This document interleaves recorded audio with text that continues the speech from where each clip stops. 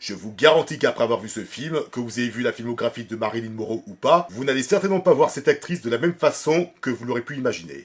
Enfin, moi perso, c'est comme ça que j'ai ressenti.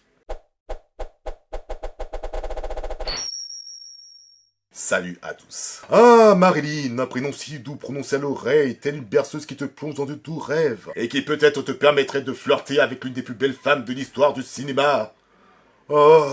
Et c'est partiellement ce que va faire ce film, intitulé Blonde d'Andrew Dominic. Alors, avant toute chose, il est important de prendre en compte que 1. Je n'ai pas vu tous les films de Marilyn Monroe, je n'en ai vu qu'un seul, et c'est celui-là, je vous l'affiche par ici, Certain Lame Show, que je vous recommande très fortement. 2. Le film n'est pas vraiment un biopic à proprement parler, puisque ça a été adapté du roman de, je sais plus comment elle s'appelle, Joy Carol Oates. Et certes, ce film est basé sur la vie réelle de Marilyn Monroe, mais l'autrice, ou l'auteur, je sais plus comment ça se dit, a, paraît-il, pris certaines libertés qui lui ont permis de rédiger la vie de Marilyn Monroe de manière plus romancée. Bon, alors, je pense qu'il est tout à fait inutile de vous présenter Marilyn Monroe, je pense que vous l'avez vu partout, que ce soit à travers ses films ou d'autres, que ce soit à travers les tableaux d'Andy Warhol. Elle est considérée comme un saint symbole par l'Amérique entière, et éventuellement le monde entier. Et voilà, je ne veux pas vous en dire plus, étant donné que Marilyn Monroe fait partie de ces acteurs emblématiques dont mes connaissances ont été très limitées. Mais en tout cas, je suis sûr, bien que ce film, Blonde, est plus fictionnel que biographique, eh bien, ça nous permet d'avoir un avant-goût de la vie de Marilyn Monroe. Et bien évidemment, après avoir vu ce film, je vous conseille vraiment de vous intéresser à la vie de Marilyn Monroe, qui, admettons-le, bien qu'elle ait subi des débords dans sa vie, son parcours n'en est pas moins passionnant. Alors, l'histoire, elle est toute simple, ou c'est simplement le parcours de Marilyn Monroe. On s'intéresse à sa relation avec sa mère quand elle était enfant, ce qui finira par avoir un impact pour le reste de sa vie. Ensuite, on nous présente partiellement sa carrière, on présente également ses déboires, ses ennuis, ses problèmes d'alcool, et sa vie sexuelle, parce que oui, il y aura également des scènes olé olé, les nombreuses conquêtes amoureuses qu'elle aura, et tout ce qui va avec. Et là où ce film est vraiment intéressant, c'est qu'on ne s'intéresse non pas à Marilyn Monroe à proprement parler, mais plutôt à Norma Jane, soit le véritable nom de Marilyn Monroe. Car en effet, le film n'arrête pas de te rappeler que Norma Jane, c'est le véritable personnage principal, donc du coup, on va considérer Marilyn Monroe comme son alter ego. Et moi, c'est quelque chose que je trouve très intéressant parce que le personnage principal renie un peu le côté Marilyn Monroe, et préfère plus qu'on l'apprécie pour Norma Jane, qui veut vivre une vie normale comme les autres femmes. Si vous voulez, dans ce film, quand c'est Marilyn Monroe qui prend le dessus par rapport à la véritable personnalité de Norma Jane, elle est obligée de sourire face aux caméras, elle est obligée de jouer le jeu, elle est parfois amenée à séduire certains hommes, ne serait-ce que par ses mouvements iconiques. Je pense notamment à la fameuse scène où elle fait flotter sa robe sous un conduit d'aération. On va revenir sur ce détail un peu plus tard. Et quand elle redevient Norma Jane, elle affronte vraiment ses démons. Elle vit pleinement sa vie amoureuse avec ses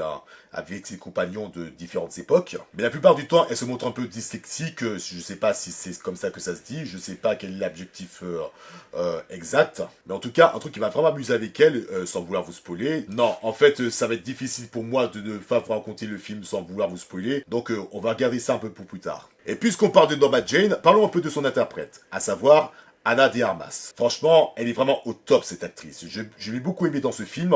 Je l'ai déjà découverte dans Blade Runner 2049. Je l'ai découverte dans Au Trouble, que j'ai vraiment détesté. Alias spoiler, il figurera dans mon prochain flop. On l'a vu récemment dans Grey Man, que j'ai pas vu dans son intégralité. Et là, dans le film de Marilyn Monroe, franchement, elle est vraiment au top. Que ce soit sa coupe, que ce soit son visage, que ce soit ses tenues, bref.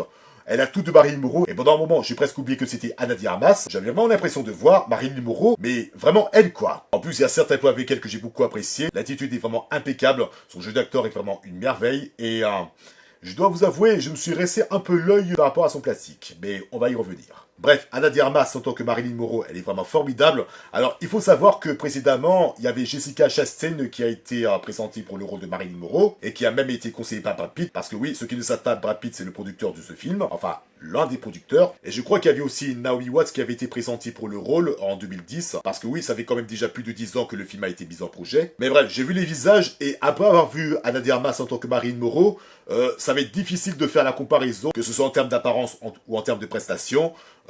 Ça n'aura certainement rien de comparable. Pour le reste du casting, bon, je peux pas retenir tous les noms, j'ai juste retenu Adrien Brody, que j'ai découvert dans Cadillac Records, et aussi dans Predators. Et voilà, même si tout l'ensemble du casting, c'était pas trop... c'était pas assez équilibré, puisqu'on se centre plus sur Ana de Armas, eh bien, rien que le fait que cette dernière porte entièrement le film, déjà ça, c'est plus que suffisant. Concernant la direction artistique, alors, je vais pas vous mentir, quand j'ai vu le trailer, j'ai cru que le film tout entier serait en noir et blanc, Et en fait, pour des raisons qui me sont obscures, il y a certains plans qui sont en couleur et d'autres en noir et blanc. Ce qui, sur le principe, ne me dérange pas trop parce que j'ai cru comprendre qu'au début que quand le film est en couleur, on représente la vie réelle de Norma Jane et que la version noir et blanc, on se concentre plus sur la version de Marilyn Monroe. Seulement, j'ai quand même un gros problème avec ce procédé, c'est qu'ils auraient dû se tenir à un seul type de chronométrie, c'est-à-dire tout le long du film, qui dure 2h40 et quelques. Et là, cette histoire de passage de couleur en noir et blanc, j'ai pas trop compris le délire. J'ai pas trop compris l'intérêt de ce genre de choses, étant donné que ça rend un peu confus la temporalité. Et encore, c'est ça limite à ça, mais il y a également le changement de format. Il y aura un moment où le film se trouve en format carré, et il y aura un autre moment où il se retrouve en 4/5, et même si ça peut servir aux propos artistiques de l'image, je pense par exemple à un moment où Marilyn contemple les étoiles, et ben là pareil, j'ai pas trop compris le procédé, j'ai pas trop compris pourquoi ils veulent changer à tout prix de format, ce qui donne un peu le côté expérimental de la chose. Mais voilà, en dehors de ça, visuellement c'est très beau, la photographie est vraiment sublime. Il y aura même des gros plans sur le visage de Marilyn qui sont vraiment de toute beauté, tels que j'ai pris plaisir à mettre pause sur certains plans, comme ce plan-là par exemple, ou cet autre plan-là. Et voilà, en ce qui concerne la durée, bon, il y en a qui se plaignent que ça dure 2h45, et moi perso ça m'a pas dérangé dans la mesure où j'ai réussi à tout regarder d'un seul coup, mis à part un moment où je me suis arrêté aux 3 premiers quarts du film à cause d'un connard qui a jugé bon de gueuler sous ma fenêtre, ce qui a légèrement entravé ma concentration. Et voilà, mis à part ce détail, j'ai vraiment pas senti les presque 3 heures passées. Je trouve que l'histoire s'enchaîne très très facilement. Bon, j'aurais peut-être retiré 2 ou 3 séquences un peu inutiles, comme par exemple cette fameuse scène où... Oh et puis merde. Cette fameuse scène, un moment où il a fini de tourner une scène de Certain Lame Show, et peu après que Marilyn Monroe est gueulée comme une hystérique, pour se calmer, elle se fait piquer par un tranquillisant. Mais là où je comprends pas, c'est pourquoi est-ce qu'il avait les seins en l'air à ce moment-là. Enfin, je veux dire, moi en tant qu'homme, ça me dérange pas de me rincer l'œil avec ça, parce que la plupart du temps, on la verra à moitié à poil. Mais là, quand elle se fait tranquilliser, j'ai pas vraiment compris l'intérêt. Mais bon, ça encore, ce n'est qu'un détail. Mais puisqu'on est encore sous les défauts, il y a certaines scènes qui ont des dialogues presque interminables, comme par exemple la rencontre de Marilyn Monroe avec le scénariste, je sais plus comment il s'appelle, et certaines scènes d'audition qui me paraissaient un peu longues. Et encore une fois, je reviens sur cette fameuse scène où on te montre des plans montrant sa culotte. À force que ce procédé soit répété 10 fois, ben, au bout d'un moment, ça devient lassant. Et encore une fois, je reviens sur certains mêmes shows, et au moment de la projection, il y aura un moment où le temps a été accéléré. Il y a une espèce d'effet, comment dire, qui est comme une sorte de bruit, qui pour le coup m'a fait un peu sortir de ce film, jusqu'à ce que la toute fin du film, certains mêmes shows que je parle, où l'on voit le plan final de Jerry Lewis et son amant, entre guillemets, bien si, avant ces séquences précises, ça a été un peu trop accéléré, ça a été un peu mal fait, je dirais, et bien, après la séquence en question, il y aura une nouvelle accélération, mais sur le public qui applaudit. Et là, par contre, sur le coup, j'ai vraiment rigolé, et c'était plutôt rigolo comme procédé. Et du coup, concernant le parcours de Marilyn, bon, j'ai trouvé que c'était vraiment très intéressant. Comme je vous l'ai dit, même s'il y a quelques séquences que je voulais raccourcir, la majorité du temps, je me suis vraiment pas ennuyé. J'ai même pris plaisir à repasser certaines scènes. J'ai surtout apprécié les retakes des scènes de certains films de Marilyn Monroe, la véritable Marilyn Monroe. Ça m'a tellement bluffé qu'à un moment donné, je me suis demandé si c'était soit Ana de Armas, soit c'était la véritable Marilyn Monroe, tellement la ressemblance est vraiment très flagrante. Ma préférée, bien évidemment, c'est le film qui me parle le plus, c'est-à-dire Certain Name Show. Oui, encore une fois, je place ce film en tant que référence, parce que c'est le film que je connais le mieux. Ils ont même réussi à incruster Ana de Armas dans une scène où elle rend la réplique à Tony Curtis. Les chansons de Marilyn Monroe s'intègrent facilement à certaines séquences. Mention spéciale au générique de fin qui m'a vraiment attristé sur le coup, parce que oui, Marilyn meurt à la fin de ce film, comme dans la vraie vie. Mais par contre, il y a quand même un problème, c'est que à aucun moment du film, il a été mentionné que c'est une adaptation d'un roman qui est majoritairement de la fiction et non pas un livre biographique. Bon, dans le générique, ils l'ont certes précisé, mais il n'y a aucun encart qui indique que cette histoire est basée sur de faits réels et qui comportera quelques aspects fictionnels. Et pour un néophyte, s'il ne connaît pas vraiment le sujet, s'il ne connaît vraiment pas le fond de l'affaire de ce film,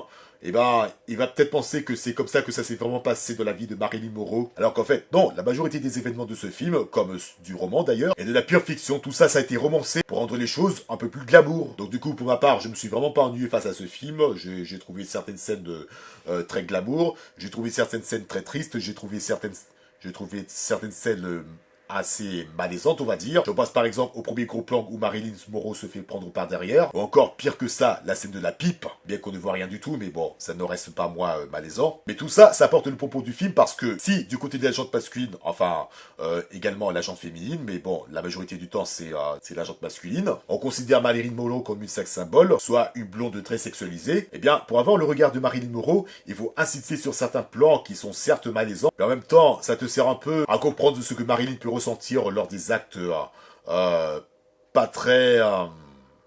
ouais, Je pense que vous m'avez compris. Donc voilà, c'est tout ce que j'ai vraiment à dire au sujet de ce film.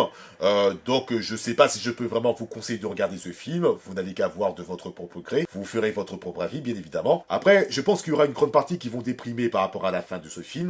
Moi, en tout cas, c'est l'effet que ça m'a fait. Et de ce fait, je vous conseille vraiment de vous intéresser à la filmographie de Marilyn Monroe, de regarder sa biographie sur Wikipédia ou sur un autre document. Je m'en fous, peu importe. Mais en tout cas, pour ma part, Blonde, c'est un film que j'ai vraiment apprécié, malgré quelques défauts au niveau de la direction artistique, même si de manière globale, visuellement, c'est super beau. Et voilà, allez voir ce film et dites-moi ce que vous en pensez dans les commentaires. Et voilà, ainsi donc s'achève cette vidéo. Donc j'espère que ça vous a plu. Si jamais c'est votre cas, abonnez-vous, likez, partagez, dites-moi ce que vous en pensez dans les commentaires. Suivez-moi également sur Instagram et on se retrouve très vite pour une nouvelle vidéo. Et d'ici là, portez-vous bien.